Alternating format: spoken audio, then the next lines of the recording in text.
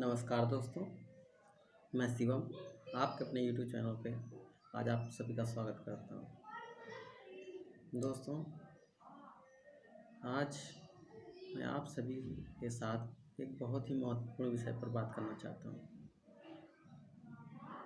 जिसको कि सभी देख रहे हैं। अभी एक दो दिन पहले घटी हुई घटना हाथरस की, जिसमें कि एक दलित परिवार की बेटी के साथ हुए दुष्कर्म और अन्याय को हम सभी लोग सहन नहीं कर पा रहे हैं।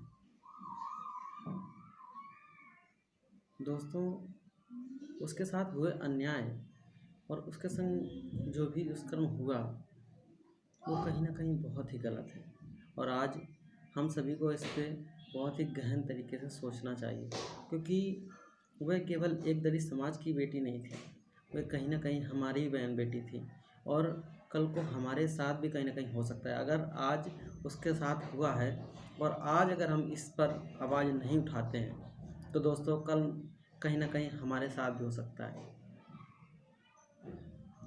दोस्तों, उस दलित समाज की बेटी को इसके साथ 4 लोगों ने, उच्च वर्ग के लोगों ने मिलकर दुष्कर्म किया और उसकी सज़ा उस नादान केवल बेटी को मिली।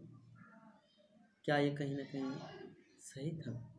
दोस्तों, वास्तव में बहुत ही गलत हुआ। लेकिन सबसे सोचनी और दयनीय स्थिति तब आ जाती है कि जिस पर हम भरोसा करते हैं, वोट डालते हैं कि ये हम वोट सही जगह डाल रहे हैं और ये इंसान सही है क्योंकि इसने हमारे साथ बहुत बड़े बड़े वादे किए हैं, और भरोसा करके हम उसको चुन लेते हैं कि ये राजनेता कल को हमारे लिए अच्छा काम करेंगे, हमारा भविष्य सुधारेंगे। लेकिन जब वही अपने वादे से मुकरने लगे, क्योंकि जैसा कि आप सभी को याद होगा, क्योंकि आज की जो, हालांकि मैं किसी पार्टी की बात नहीं कर रहा हूँ, लेकिन फिर भी जो वर्तमान में है कहीं ना कहीं मैं उसी की बात कर रहा हूँ। जब इन्होंने हमसे वोट मांगे थे आके घर घर जाके, तो बोले थे अच्छे दिन आएंगे, हम फिर से अच्छे दिन लाएंगे, आप सभी का भविष्य सुधारेंगे। तो क्या दोस्तों अच्छे दिन, इतने अच्छे दिन आ गए हैं कि आज एक दलित समाज की बेटी की आवाज़ दबाने के लिए उसको रात में 10 बजे, 10:30 बजे उसका अपने मनमाने तरीके से अंतिम संस्कार कर दिया गया। ये अच्छे दिन है? अगर इतने अच्छे दिन होते हैं तो दोस्तों माफ़ करिएगा, हमको इतने अच्छे दिन नहीं चाहिए जिसमें कि हमारी आवाज़ को दबाया जाए। दोस्तों, कहीं ना कहीं लगता है कि आज के समय में जिसके पास पैसा है, ताकत है, उसी का जोर चलता है, और ये वाकई में देखने को ही मिल रहा है। क्योंकि उस दलित समाज की बेटी की आवाज़ पूर्णतः दबा दी गई और सरकार ने अपने मनमाने तरीके से उसका जो भी करना था संस्कार उन्होंने कर दिया। और आज दोस्तों मैं उसी पर अपनी आधारित एक कविता आप सभी के सामने प्रस्तुत करना चाहता हूँ। लेकिन दोस्तों, इससे पहले आप सभी से मेरा एक निवेदन है कि आप सभी इस कविता के हर एक शब्द पर गौर करिएगा, एक एक शब्द पर। अगर इसमें आपको कुछ भी गलत लगे तो आप ज़रूर कमेंट करिएगा, और अच्छा लगे तो ज़रूर लाइक एंड सब्सक्राइब करिएगा दोस्तों, और इसको ज़्यादा से ज़्यादा लोगों तक पहुंचाइएगा, जिससे कि हमारी आवाज़ ज़्यादा से ज़्यादा लोगों तक पहुंच सके। आज दोस्तों हमारी जो कविता है वो वास्तविक रूप से पूर्णतः हमारी आज की राजनीति और उस पर राज कर रहे राजनेताओं पर आधारित है, जो कि मैंने काफ़ी दिन पहले लिखी थी। लेकिन आज मेरा दिल कुछ ज़्यादा ही दुखी हो गया उस बात को याद करते हुए, जिसकी वजह से आप सभी के सामने मुझे कविता शेयर करनी पड़ रही है। मेरी कविता का शीर्षक है आज की राजनीति और राजनेता। ये जो बड़े बड़े वादे करते हैं हमसे, आज ये उसी पर आधारित है, जो कि कुछ इस प्रकार है कि रोचक ये कोई बात नहीं, रोचक ये कोई बात नहीं, ये नेताओं के चोचे चमचे हैं, ये बात अकेले हम ही नहीं, दुनिया वाले भी समझे हैं। इनकी ऊपर की चमड़ी गोरी है, पर अंतर्मन बड़ा ही काला है। झूठे ये सारे वादे हैं कि सबका वक्त बदलने वाला है। अरे क्या बदलेंगे वक्त को ये, क्या बदलेंगे वक्त को ये, खुद ही बदले ना काफ़ी है। ये बात जो मैं कहता हूँ, कोई गलती हो तो माफ़ी है। ये सफ़ेदी भरे ये कपड़े हैं, ये सफ़ेदी भरे ये कपड़े हैं, या 4 बूंदों वाला ही उजाला है। कोई झांक कर देखे इनकी जेबों में, कितने गरीबों का भरा निवाला है। और ये जो कंट्रोल जहाँ पे राशन बँटता है दोस्तों, वहाँ की मैं बात कर रहा हूँ कि आज लोग किस तरह से मनमानी कर रहे हैं। अगर सरकार कुछ भेजती भी है, इसके लिए वो वहाँ तक पहुँच ही नहीं पाता है। कोई कहता कित कित कितना है, कोई कहता कित कित कितना है, तो कोई कहता बस इतना है। कोई क्या समझे ये सच है कि जितना ये कहे बस उतना है। ये आशाएं जो दिलाई जाती हैं, ये आशाएं जो दिलाई जाती हैं, वास्तव में सारी झूठी हैं। जिस मीठी मदिरा का बखान ये करते हैं, वह इनकी ही पूरी झूठी है।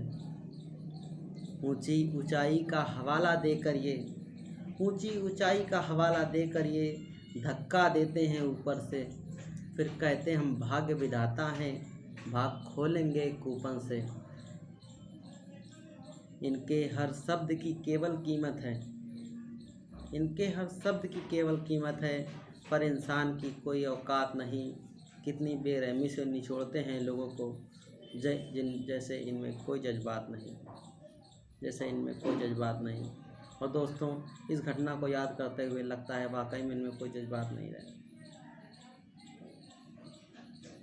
लास्ट में दोस्तों, मैं 2 पंक्तियाँ आपके साथ ये साझा करना चाहूँगा। एक अपनी मजबूरी में व्यक्त करना चाह रहा हूँ, जिस पे कि कह रहे हैं सब कहने वाले, कह रहे हैं सब कहने वाले, सह रहे हैं सब सुनने वाले, पर कैसे मैं रोकूं खुद को जब मजबूर हैं ये लिखने वाले।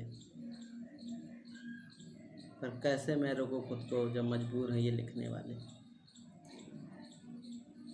दोस्तों, ये जो अन्याय हुआ है ना, ये बहुत ही सोचनीय दयनीय विषय है। और ये इस स्थिति को और संकेत भी कर रहा है कि इससे भी बदतर स्थिति आने वाली है, जिसके लिए हमको आज ही जागरूक होना पड़ेगा और अपने हक के लिए अपनी लड़ाई करनी पड़ेगी। वरना हो सकता है कि इससे बदतर दिन आए और फिर हम कुछ ना कर सकें।